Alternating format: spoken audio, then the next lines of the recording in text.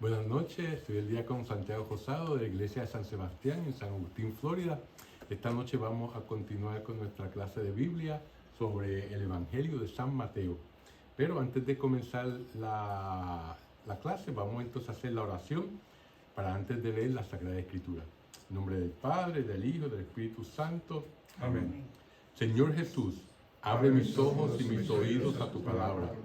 Que lea y escuche yo tu voz y medite tus enseñanzas. Despierta mi alma y mi inteligencia para que tu palabra penetre en mi corazón y pueda yo saborearla y comprenderla. Dame una gran fe en ti para que tus palabras sean para mí otras tantas luces que me guíen hacia ti por los caminos de la justicia y de la verdad. Habla, Señor, que yo te escucho y deseo poner en práctica tu doctrina, porque tus palabras son para mí vida, gozo, paz y felicidad. Habla, Señor, tú eres mi Señor y mi Maestro, y no escucharé a nadie sino a ti. Amén. Bueno, así que vamos entonces a nosotros a continuar con el capítulo 14 de Mateo. Y este capítulo 14 lo vamos a titular Jesús, el Dios de lo imposible. Y vamos a ver entre un minuto porque decimos que es el Dios de lo imposible, ¿verdad?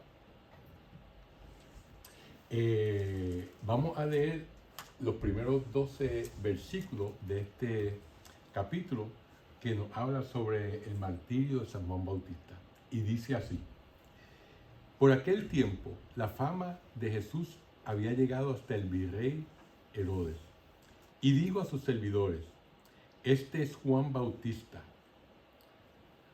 Juan ha resucitado de entre los muertos y por eso actúan en él poderes milagrosos. En efecto, Herodes había ordenado detener a Juan. Lo había hecho encadenar y encerrar en la cárcel a causa de Herodías, esposa de su hermano Filipo. Porque Juan le decía: la ley no te permite tenerla como esposa. Herodes quería matarlo, pero tenía miedo de la gente, que consideraba a Juan como un profeta. En eso llegó el cumpleaños de Herodes. La hija de Herodías salió a bailar en medio de los invitados. Y le gustó tanto a Herodes que le prometió bajo juramento darle todo lo que le pidiera. La joven, a instigación de su madre, le respondió: dame aquí en una bandeja la cabeza de Juan Bautista. El rey se sintió muy molesto porque se había comprometido bajo juramento en presencia de los invitados. Aceptó entregársela y mandó decapitar a Juan en la cárcel. Su cabeza fue traída en una bandeja y entregada a la muchacha, quien a su vez se la dio a su madre. Después vinieron los discípulos de Juan a recoger su cuerpo y lo enterraron. Y fueron a dar la noticia a Jesús. Palabra de Dios. Te alabamos, Señor. Bueno, pues fíjense que este Herodes es dominado Antipas. Es el mismo que va a aparecer en la pasión de nuestro Señor Jesucristo, más claramente en el Evangelio de Lucas, ¿verdad? Y este Antipas, Herodes Antipas, era hijo de Herodes el Grande, ¿verdad? Que lo vemos en Mateo, en el capítulo 2, que es el Herodes que manda a matar a los santos inocentes, ¿verdad? Porque cuando los Reyes Magos llegaron y preguntaron que dónde estaba el que había nacido, el que iba a ser rey de los judíos, pues eso obviamente no le gustó y entonces mandó a matar a todos los niños menores de 2 años en el área de Belén, ¿verdad? Ese Herodes el Grande. Y le dicen el Grande, tiene el título de Grande porque él fue un rey que hizo muchas obras de construcción en Israel. Él fue el que construyó el segundo templo de Israel, ¿verdad? Tomó 40 años construirlo Y lo hizo no porque fuera piadoso y creyera en Dios, sino para congraciarse con los judíos. ¿Por qué? Porque él no era judío, él era edomita, ¿verdad? Y por lo tanto, por eso construyó el templo. También construyó la ciudad de Cesarea Marítima, y entonces que le puso a honor del rey de Roma, César, ¿verdad? Para congraciarse con él. O sea que era un político muy inteligente y se dedicó a hacer obras grandes también. Él fue el que construyó la fortaleza de Masada, ¿verdad? En el tope de una meseta que era inexpugnable, y hasta que los romanos la conquistaron, ¿verdad? Eso fue en la guerra después de los años 70, ¿verdad? O sea que por eso es que la historia le ha dado a él el título del Grande. Y gobernaba, pero algo que es muy curioso es que el mismo César decía que él prefería ser el perro de Herodes que estar emparentado con él, porque Herodes había mandado a matar a su propia esposa, a su madre y también a uno de sus hijos, porque tenía miedo de que le robara el reino, ¿verdad? Y Herodes el Grande gobernaba las regiones de Galilea y Perea. Y él, Antipas gobernaba las regiones de Galilea y Perea, o sea que no gobernaba Judea. Pues él no era rey, Antipas no era rey como Herodes el Grande, que sí era rey, él era un tetrarca, ¿verdad? O sea que solamente él gobernaba cierta región de Israel. Y él estaba casado, Herodes Antipas, con una hija de un rey de Arabia, aunque vivía en concubinato con Herodías, que era la esposa de su hermano, ¿verdad? Herodes repudió a su esposa, Herodes Antipas, la hija de Aretas el cuarto, que era rey de los nabateos. Y yo sé que cuando yo les hablo a ustedes de nabateos, inmediatamente a ustedes se les viene a la mente que la ciudad de Petra, ¿verdad? Que hoy en día está localizada en el país de Jordania. La ciudad de Petra es muy famosa por su arquitectura, edificios que fueron excavados dentro de la roca. Tal vez si vieron la película de La Última Cruzada de el aventurero que siempre está buscando tesoros. No, una película de Hollywood. Indiana Jones. Esa en la película La Última Cruzada, a él sale ahí las vistas de Petra, ¿verdad?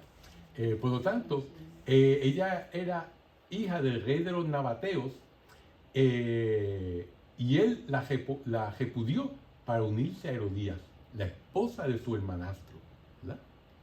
Ese era Herodes Antipas. Juan el Bautista obviamente condenó como ilícito ese nuevo matrimonio, ¿verdad?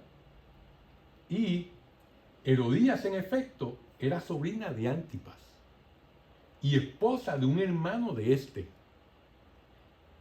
que aún vivía, o sea que ya no era viuda. Y la ley prohibía los matrimonios en esos grados de parentesco. Y eso viene lo podemos leer en el libro de Levítico, ¿verdad? Capítulo 18, esto del versículo 11 y 16. Por lo tanto, Juan el Bautista, que no tenía pelo en la lengua, como dicen en mi barrio, inmediatamente lo condenó, ¿verdad? Que él estaba haciendo algo que era inmoral. El historiador Flavio Josefo, que es un historiador muy famoso porque él era judío y se fue del parte de los romanos y ayudó a los romanos en la conquista de Israel, pero dejó muchos escritos, ¿verdad? Y sobre la guerra entre los judíos y los romanos. Y él también habla sobre Jesús en sus libros, o sea que es importante porque él nos da una documentación de Jesús desde el punto de vista histórico, no solamente de alguien que era parte de la iglesia, porque él obviamente no era cristiano y ni tampoco judío lo consideraban porque era un traidor, se había pasado de parte de los romanos. Pues él dice que Herodes, estamos hablando de Antipas, era consciente de la gran influencia de Juan sobre el pueblo y temía que esto condujera a una rebelión, ¿verdad? Puesto que todos parecían estar dispuestos a hacer cualquier cosa que Juan les pidiera. O sea, ese era el poder. ¿Por qué? Porque Juan era un hombre vertical, era un hombre que verdaderamente decía la verdad, era reconocido como un profeta y pues su palabra llevaba peso ante el pueblo. Por eso Herodes le temía. Herodes Antipas es el tercer Herodes que desempeña un papel siniestro en la narración del primer evangelio. O sea, está hablando del evangelio de Mateo, ¿verdad? Como su padre Herodes el Grande y su hermano Herodes Arquelao, ¿verdad?, que estuvo antes que él, no dudaba en cometer un crimen siempre que lo juzgara necesario. O sea que, obviamente, los fines era lo que contaba, ¿verdad? O sea, él usaba cualquier medio para alcanzar su fin. Ahora, sin embargo, al relatar el martirio de Juan, Mateo disminuye la responsabilidad del tetrarca y la hace recaer casi exclusivamente sobre Herodías, la implacable enemiga de su insobornable crítico. Claro que Juan no había manera de sobornarlo, ¿verdad? Y por lo tanto, ella era una enemiga acérrima de él porque Juan estaba poniéndola a ella en peligro en su posición como esposa de Herodes, ¿verdad? Es ella la que instiga a su hija para que pida en una bandeja la cabeza de Juan el Bautista. Herodes, en cambio, se entristece al escuchar el pedido de la joven y solo accede bajo la presión de las circunstancias. Eso es básicamente lo que nos está diciendo Mateo, ¿verdad?, en su evangelio. Ahora, la intervención de Herodías refuerza el paralelismo entre Juan el Bautista y el profeta Elías. Porque si se acuerdan, Juan es el nuevo Elías y en uno de los pasajes Herodes, pues, y la gente creía que él era la reencarnación de Elías, ¿verdad?, que debió soportar la obstinada persecución de la reina Jezabel. O sea, Elías, si se acuerdan, cuando ustedes leyeron el primer libro de los Reyes, ¿verdad?, Elías también a la reina le dijo las cosas que estaba haciendo malas, ¿verdad?, la esposa del rey en aquel entonces. Y Jezabel lo persiguió. Si se acuerdan la historia de que Elías estaba en huida, ¿verdad?, porque lo buscaban para matar, y ya había echado el ejército atrás, ¿verdad? Y entonces estaba tan que se estiró y dijo: ay, Dios mío, quítame la vida, que verdaderamente yo estoy cansado de esto. Y entonces cuando se acostó a dormir, un ángel lo levantó y le tenía una jarra de agua y una hogaza de pan. Y le dijo: come y bebe. Y él comió y bebió y dijo: come y bebe otra vez, ¿verdad?, porque el camino es largo. Y comió y bebió de esa jarra de agua y de pan. Y con eso caminó 40 días y 40 noches hasta llegar al monte Carmelo, ¿verdad? O sea, y entonces allí se refugió y Dios mandaba a los cuervos para que le llevaran comida, ¿verdad? Pues toda esa historia era porque él estaba huyendo del ejército que le había echado atrás la reina Jezabel. Reyes, Samuel, Reyes, son libros históricos muy buenos, son como una novela, ¿verdad? Se leen bien fácil y uno entiende muchas de las cosas que estaba pasando en esa época. Bueno, uno de los aspectos que más impresionan en este relato que acabamos de escuchar de los primeros 12 versículos del capítulo 14 es la ambientación de esto, ¿verdad? La fastuosa celebración del cumpleaños de Herodes Antipas, que lo llaman en algunas traducciones virrey y en otras rey, ¿verdad? Y él verdaderamente no era rey, era un tetrarca, ¿verdad? Y este escenario se convierte en un drama sangriento. No se puede imaginar esa fiesta tan suntuosa de banquetes, de baile, de comida, de todas las depravaciones que se pueda imaginar en esa corte, ¿verdad? Ahora, hemos hablado del paralelismo de Juan y Jesús. De Juan, exacto, y Jesús. ¿Cómo se compara Juan, que es el precursor de Jesús, con él? Y esto lo vamos a ver vamos a coger este pasaje que acabamos de leer para ver cómo Juan es una prefiguración, ¿verdad?, de lo que le va a pasar a Jesús. Fíjense, Juan encarcelado y encadenado, nos dice el versículo 3 del capítulo 14. Y asimismo Jesús es detenido y atado, ¿verdad?, como nos vamos a ver en el capítulo 26 de este evangelio eventualmente.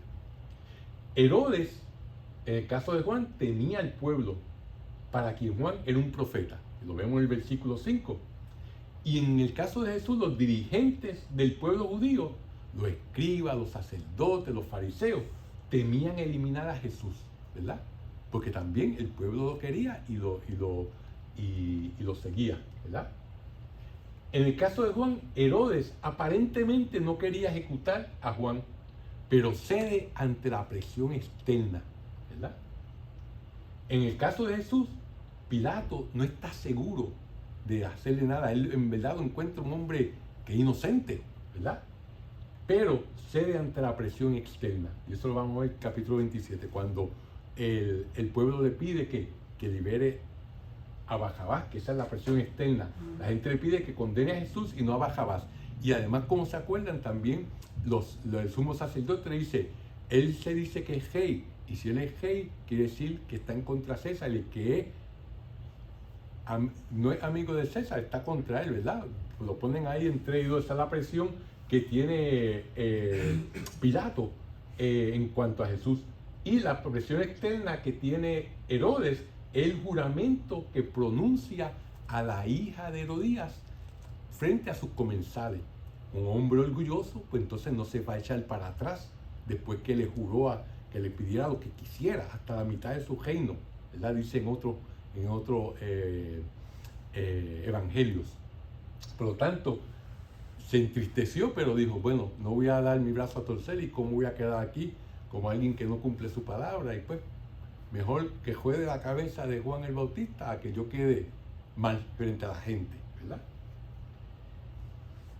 En estos dos pasajes de Jesús y Juan hay dos mujeres envueltas. Una, en el caso de Juan, Herodías triunfa en su intento de hacer decapitar a Juan. Se las buscó y utilizó a su hija hasta que consiguió lo que quería. En el caso de Jesús también hay una mujer envuelta en su muerte, que es la mujer de Pilato. Pero ella, si se acuerdan, ella le dice a Pilato que ella estuvo soñando con Jesús la noche anterior y que ese era un hombre inocente y que él no debía mancharse sus manos con la sangre de él, ¿verdad? Pero ella fracasó en su deseo de favorecer a Jesús, ¿verdad? En el caso de Juan, tuvo una muerte violenta, injusta y ignominiosa. Y la muerte de Jesús también una muerte violenta, injusta e ignominiosa. Eso es ambos. En el caso de Juan, Juan es sepultado por sus discípulos, como leímos. En el caso de Jesús, un discípulo sepultará a Jesús, ¿verdad? Los discípulos que estaban, José de Arimatea, ¿verdad? Que fue el que le dio para que su propia tumba, ¿verdad? O sea que eso vemos los paralelismos de este capítulo 14 con Jesús en el capítulo 26 y 27 de Mateo, ¿verdad? Ahora, en una palabra, Juan el Bautista, el más grande de los profetas, es el precursor de Cristo, también aún en el martirio, ¿verdad? Como vimos anteriormente. Su muerte violenta prefigura el fin que tendrá más tarde Jesús de Nazaret. Como un signo premonitor, él prepara al lector para abordar el relato de la pasión.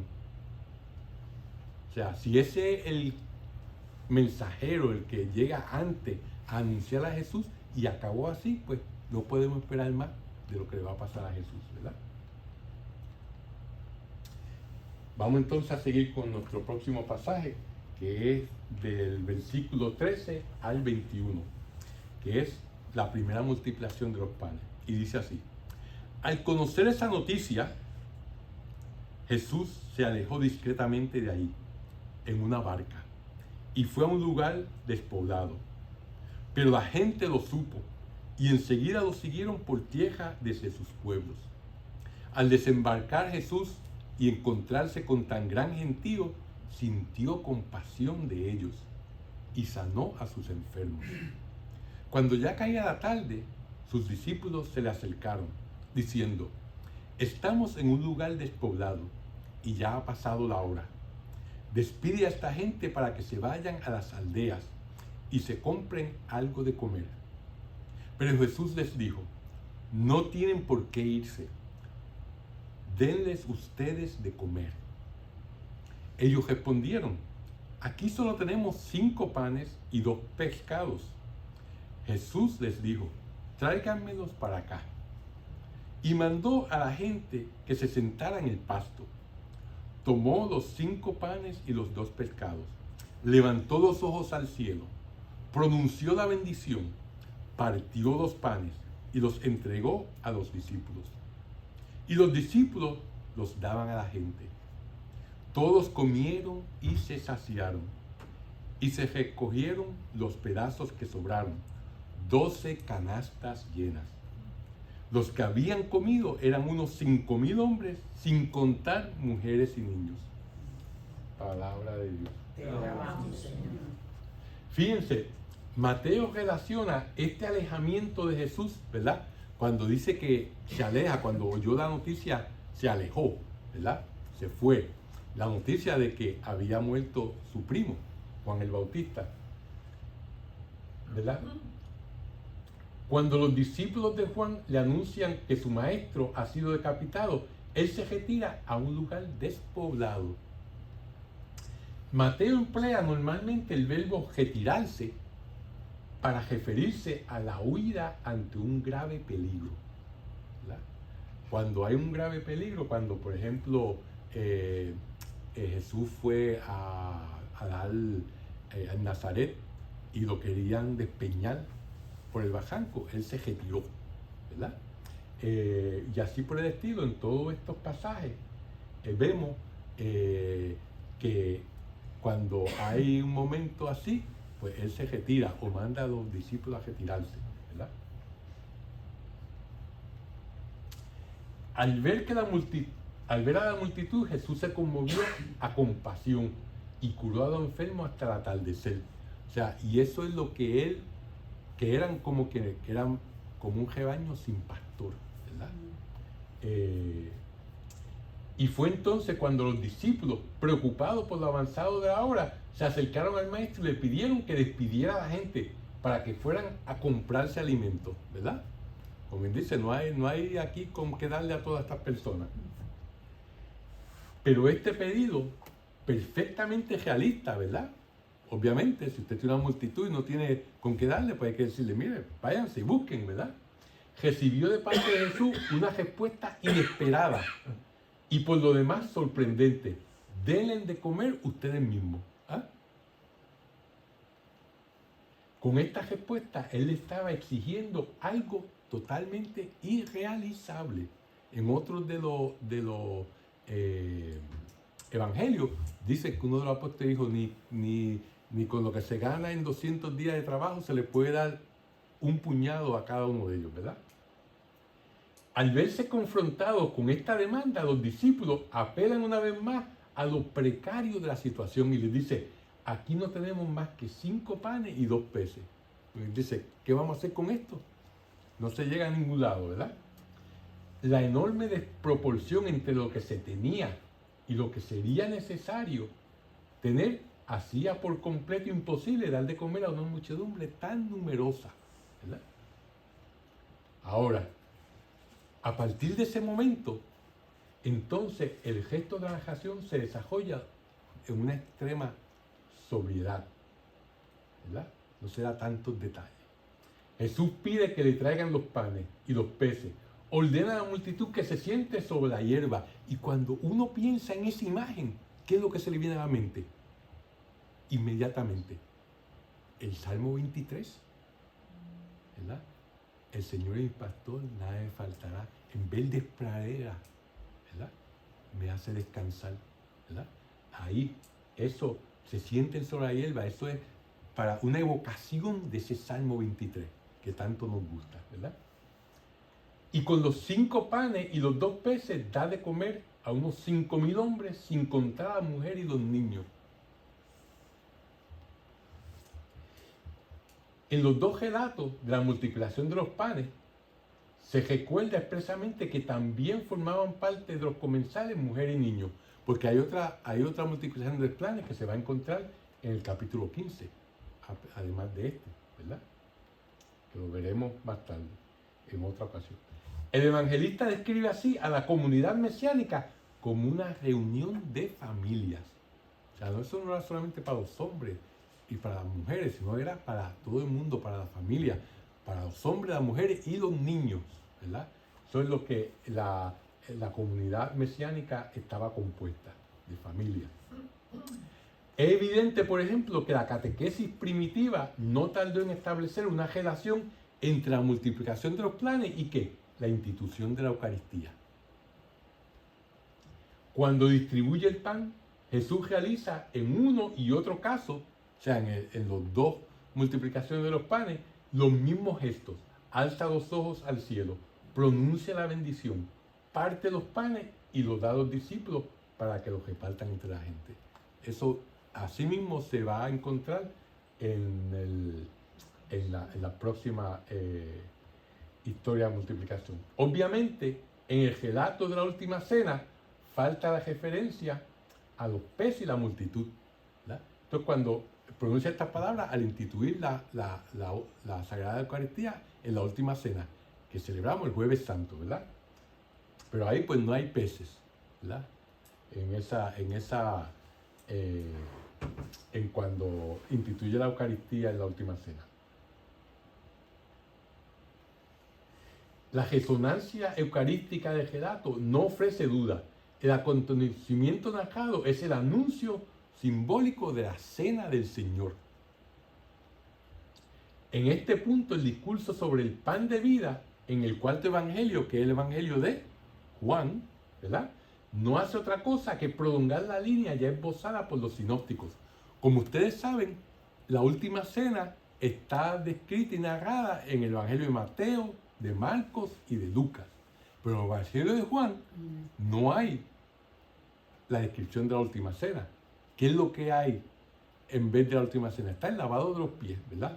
Pero la institución de la Eucaristía en Juan está en el capítulo 6, que es el discurso del pan de vida, donde dice Jesús que dice: yo soy el pan de vida, el que me come tiene vida, y el que no me coma perece, ¿verdad? Y entonces ahí fue que la gente dijeron: pero espérate, este está hablando de canibalismo, ¿verdad? Y ahí se empezaron a ir, esto es alguna enseñanza muy fuerte, y se fueron. Y Jesús, en vez de irse detrás de ellos y decirles: no, ustedes me han interpretado, yo estaba hablando de manera figurada, no. Se viró a los 12 apóstoles y les dijo: ¿y ustedes también se quieren ir? Como quien dice, ahí está la puerta, si no. Y vino Pedro, siempre, ¿verdad? Y Pedro dice: pero Señor, ¿a quién vamos a ir si solamente tú tienes palabras de vida eterna, ¿verdad?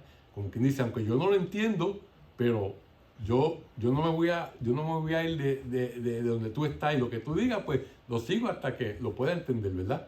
O sea que por eso es que la iglesia, el momento de la consagración en la misa, ese pan y ese vino se convierten en el cuerpo y la sangre de Dios, de Jesucristo. Y algo que es real, no es algo que es simbólico, como nuestros hermanos separados creen, ¿verdad?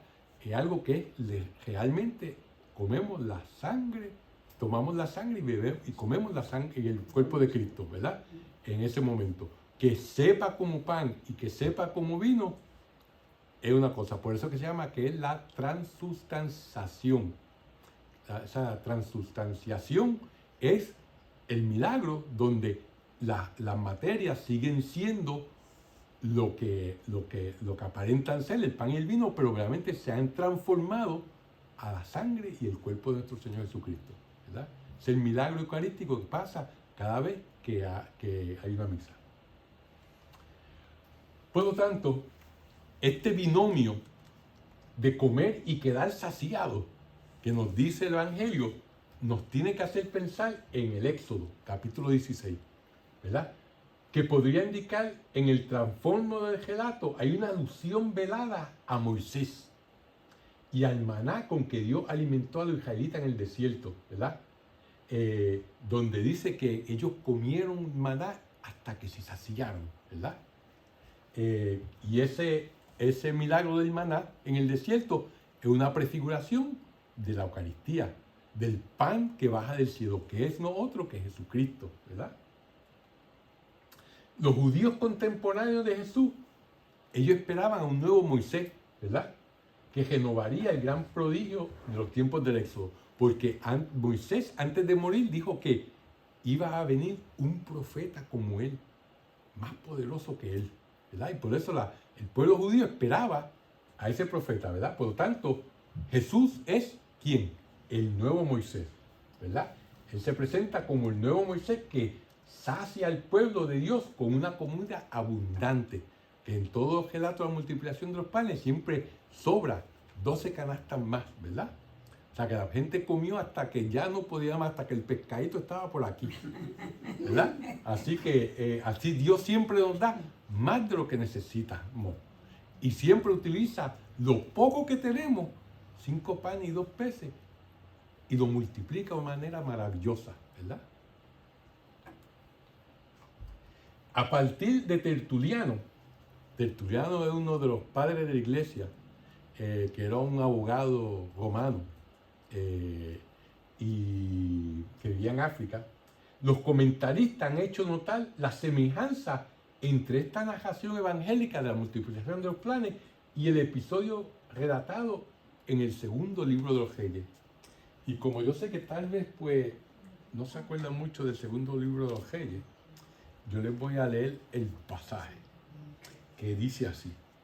Dice, estoy hablando sobre el profeta Eliseo, ¿verdad? Dice, llegó a Balsalisa uno que traía al hombre de Dios pan y trigo.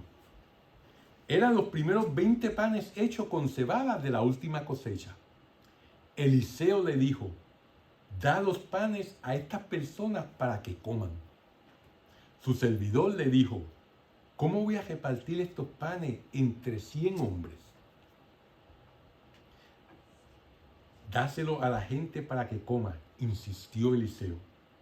Porque así dice Yahvé, comerán todos y sobrará.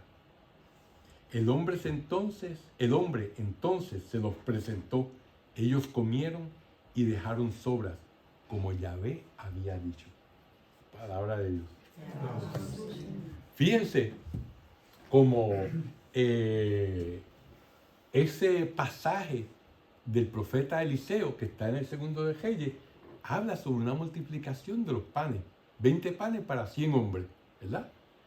Obviamente no iba a dar, pero sin embargo ellos comieron, se saciaron y sobró, ¿verdad? En este pasaje no se trata de un anuncio profético de que esto va a pasar más tarde,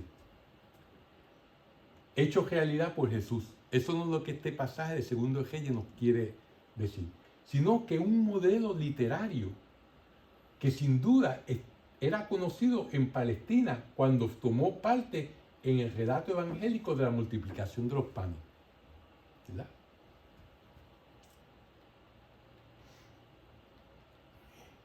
Algunas coincidencias resultan notables. La orden impartida por Eliseo se asemeja a la dada de Jesús. Denles de comer ustedes mismos, dice Jesús a sus discípulos. Y en el caso de Eliseo, le dice a sus sirvientes, dale de comer a ellos, ¿verdad? La insuficiente cantidad de pan permite al servidor formular una objeción muy evidente, en el caso de Eliseo. En ambos casos se hace mención al pan sobrante. Obviamente el relato popular del milagro de Eliseo no tiene el alcance del gesto realizado por Jesús No es lo mismo alimentar 100 hombres que 5.000 hombres sin contar la mujer y los niños. Eso hay una diferencia grande, ¿verdad? Y no solamente era una muchedumbre grande, sino que estaba congregada en un lugar desierto, ¿verdad? Desértico, donde no había nada que se pudiera buscar en ese lugar. En la composición progresiva de este relato se podría distinguir en 3 diferentes etapas.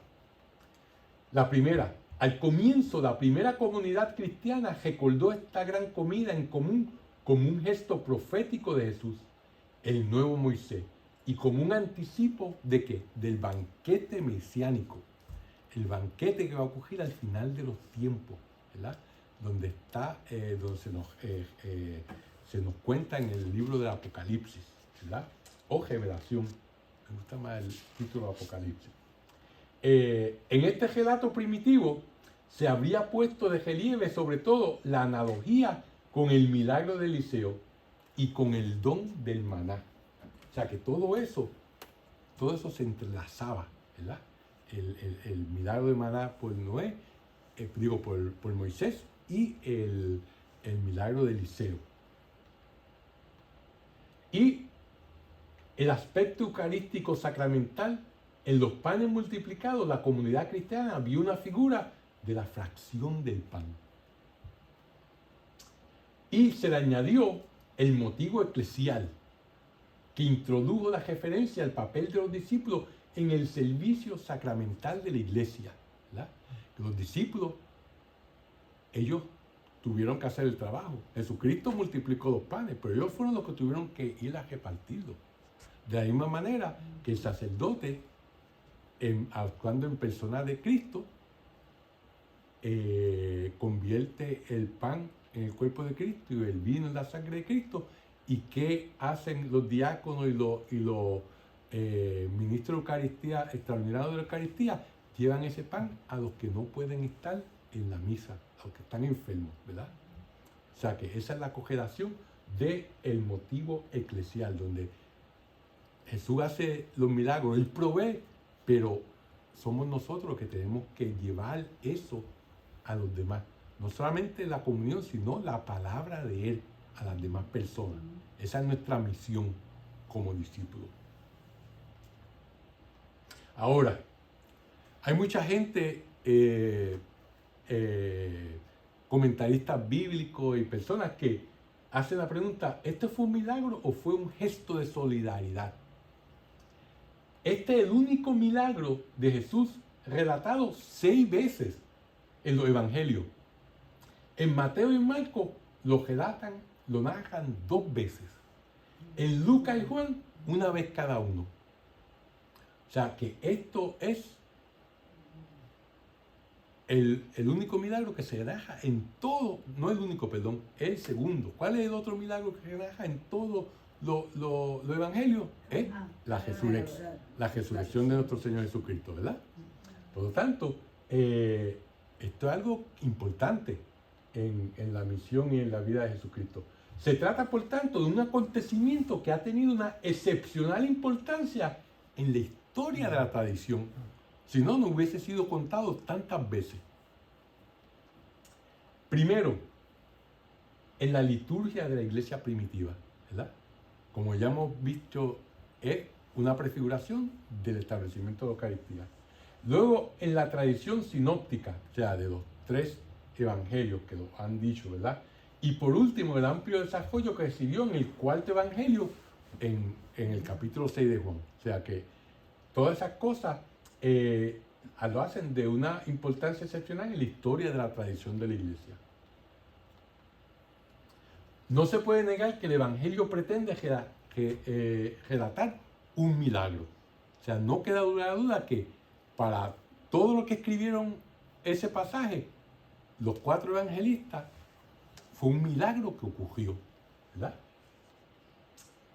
Si un lector del evangelio, ahora, las personas que dicen que esto es un gesto de solidaridad en vez de un milagro, obviamente si alguien lee el evangelio y se niega de antemano a aceptar la posibilidad del milagro, o sea, una persona que no cree en milagro, lógicamente negará que el episodio relatado fue un hecho histórico. Porque hay cosas en la Biblia que son hechos históricos y hay cosas que son historias de enseñanza, ¿verdad? Como por ejemplo Jonás, pues es una historia que fue hecha para enseñarnos algo que ocurrió verdaderamente, no, ¿verdad? No se comprende de esa manera. Pero esto fue algo que fue descrito como un hecho histórico en los evangelios. Por otra parte, hay intérpretes que distinguen dos clases de relatos de milagros. Los que narran curaciones y exorcismos son aceptados como hechos históricos. Y los que narran milagros sobre la naturaleza, como es la multiplicación de los panes y el caminar sobre el agua, estos intérpretes de la Biblia no lo aceptan.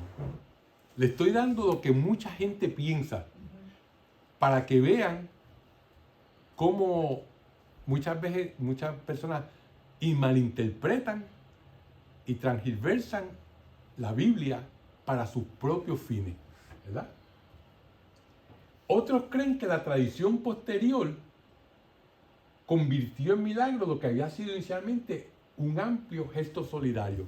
Y ahí usted lee algunos comentarios bíblicos donde dicen, no, eso pues es la posibilidad de que Jesucristo y los discípulos llevaran comida y entonces ellos la repartieron con otras personas y las personas ven que él estaba compartiendo lo poquito de comida que tenía con otras personas, pues entonces eso los motivó a que lo que ellos llevaban también lo repartían.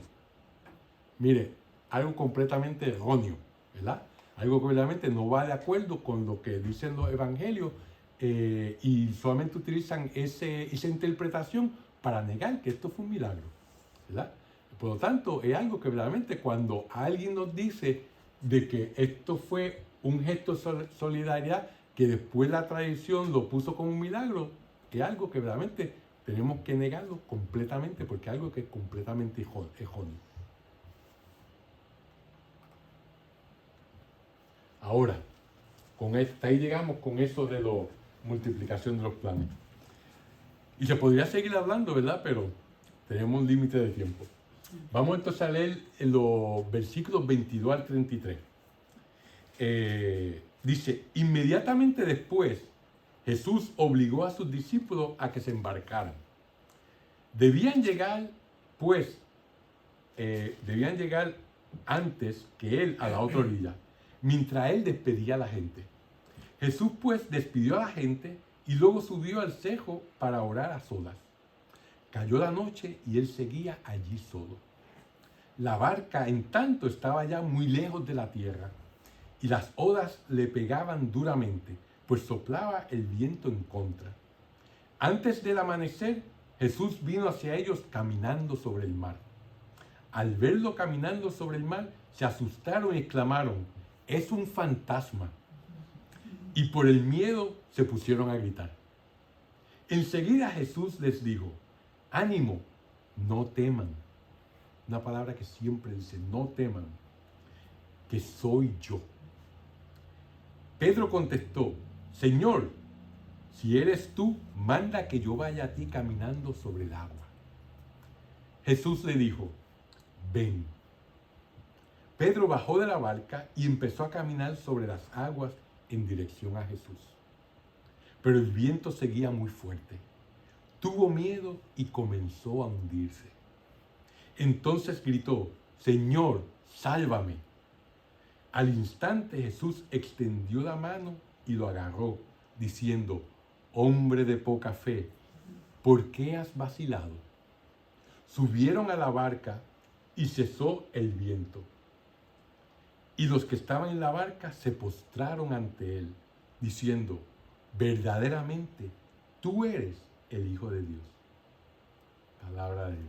Que lo amamos, Señor. Es uno de mis milagros más favoritos, ¿verdad?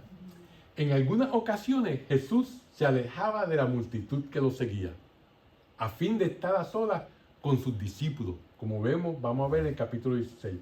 Otras veces se retiraba a un lugar apartado para orar a solas. Es un ejemplo que Jesús nos da a nosotros, ¿verdad? Aunque nosotros vayamos a la misa, tengamos un círculo de oración, pero siempre es bueno que uno ore a solas, ¿verdad?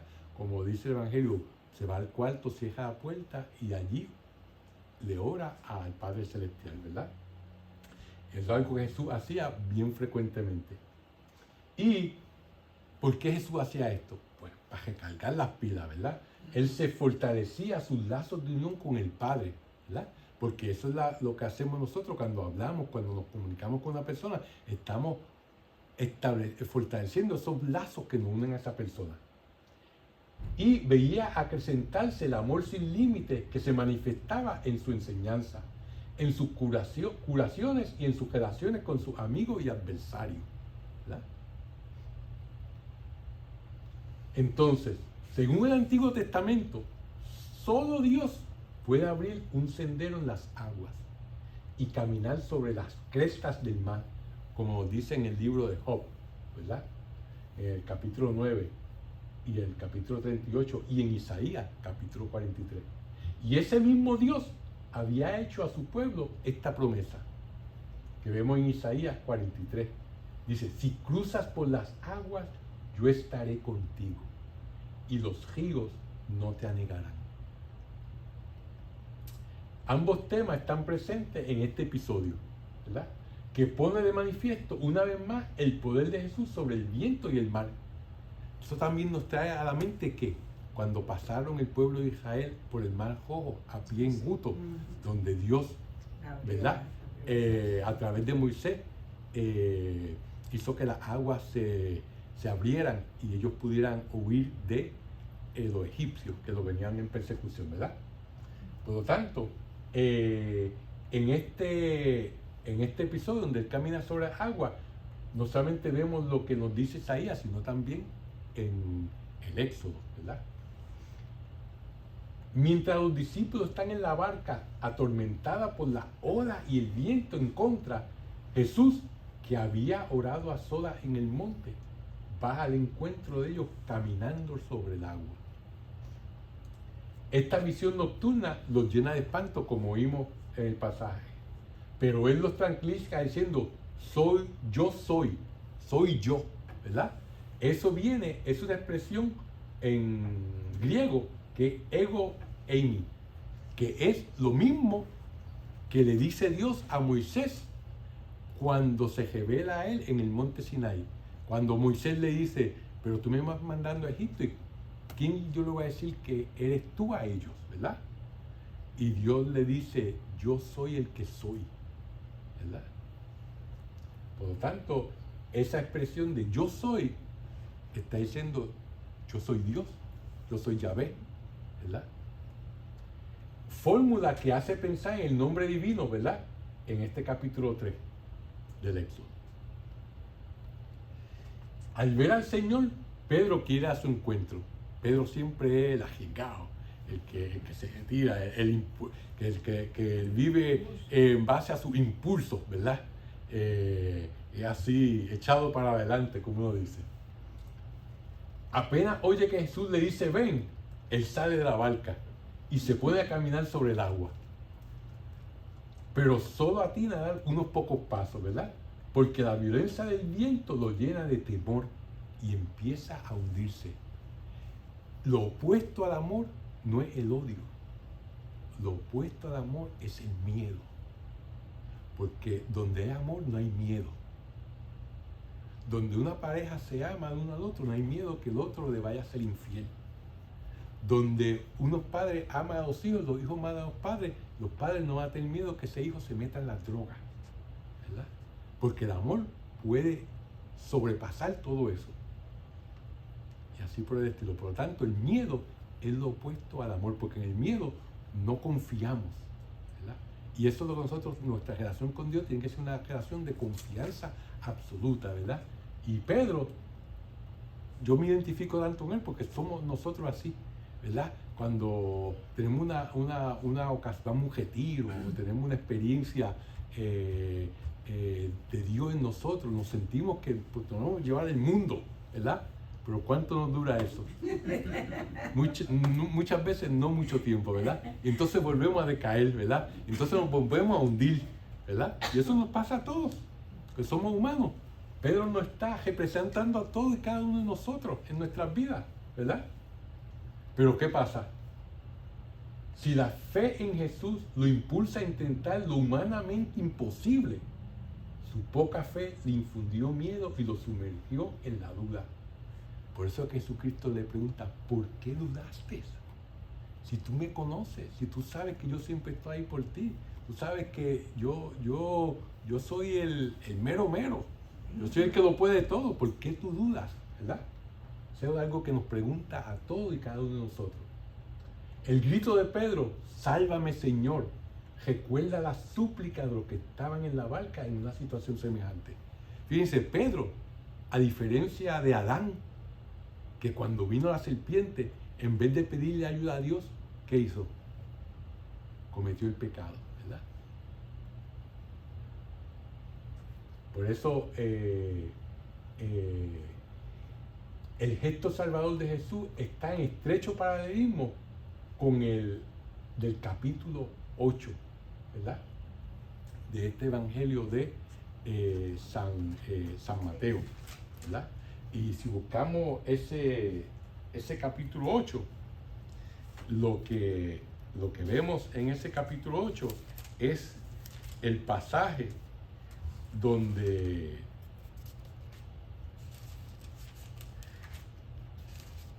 está donde calma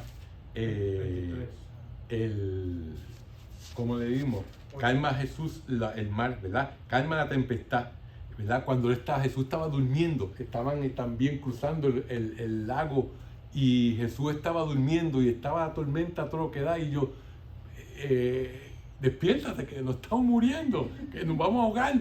Y entonces él dice, cálmate, ¿verdad? Este gesto de Jesús es bien parecido a ese donde iban a casi a zozobrar por la tormenta y él mandó a calmar los vientos, ¿verdad? E inmediatamente se calmaron. Y ellos se preguntaron, ¿quién es este que hasta poder tiene sobre los vientos y el mar, ¿verdad? O sea que no es la primera vez que Jesús calma la tormenta, ¿verdad? Y así Él calma la tormenta en nuestras vidas, todas esas tormentas que tenemos. Por lo tanto, el relato culmina con una profesión de fe de los discípulos. Verdaderamente tú eres el Hijo de Dios. Se arrodillan, le ríen pleitesía. Y esto anticipa la confesión de Pedro en Cesarea de Filipo, que vamos al capítulo 16, ¿verdad? Cuando le pregunta, ¿quién es la gente dice que soy yo? Y él dice, un profeta, dicen que tú eres Juan, otros dicen que tú eres... y él dice, ¿y ustedes qué dicen? Y todo el mundo se quedó calladito. Y Pedro siempre ahí vino y dijo, tú eres el Cristo, tú eres el Mesías, tú eres el Hijo de Dios, ¿verdad? Y entonces ahí Jesús le dice, dichoso tú porque eso no te lo ha revelado ningún hombre, solamente mi Padre te lo ha revelado a ti, ¿verdad? O sea que fíjense, eso está prefigurando esa confesión de Pedro que va a ocurrir.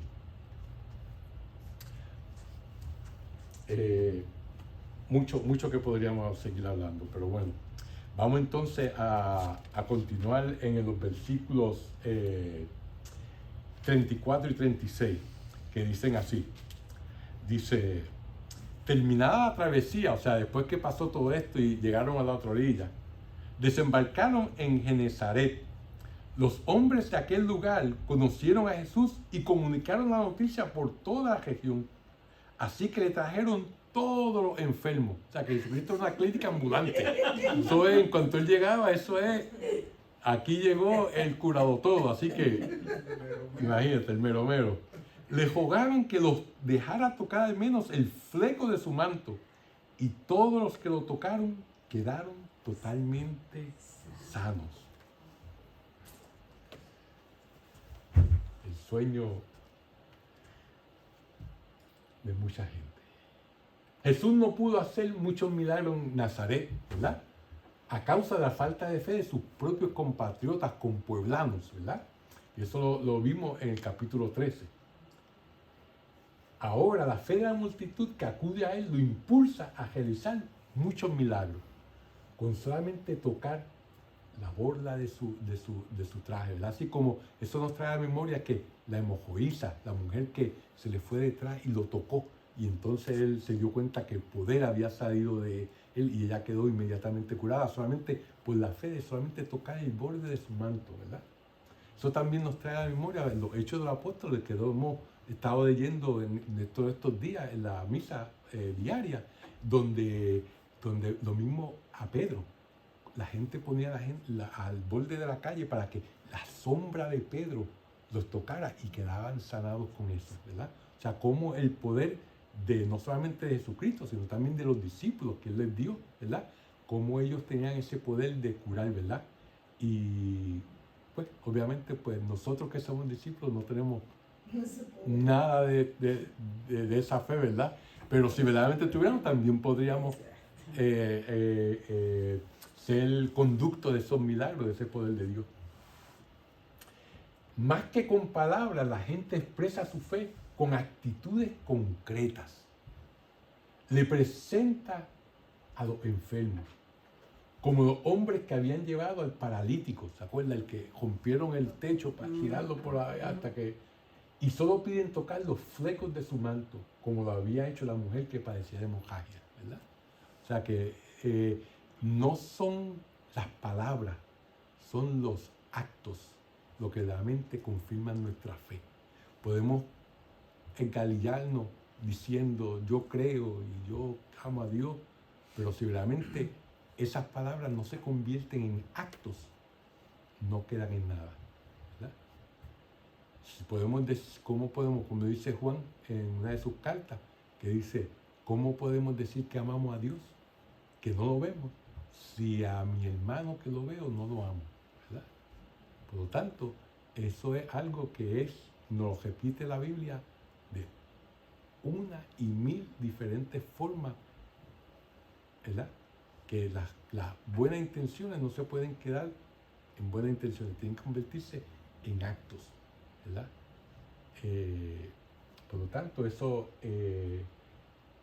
ese ejemplo nos dan todas estas personas que llevaban a los enfermos, ¿verdad? Que solamente con el tocar la borda de su creían que iba a salvar y que iban a ser sanados, y así ocurría. Y con ese pensamiento los voy a dejar esta noche. ¿Okay? Vamos entonces a hacer la oración final. En nombre del Padre, del Hijo y del Espíritu Santo. Amén. Dios te salve María, llena eres de gracia, el Señor es contigo, bendita tú eres entre todas las mujeres, y bendito es el fruto de tu vientre Jesús. Santa María, Madre de Dios, ruega por nosotros pecadores, ahora y en la hora de nuestra muerte. Amén. Gloria al Padre, al Hijo y al Espíritu Santo, como en un principio, ahora y siempre, por los siglos de los siglos. Amén. Señor los bendiga y los guarde para la vida eterna. Amén. En nombre del Padre, Hijo y Espíritu Santo. Amén.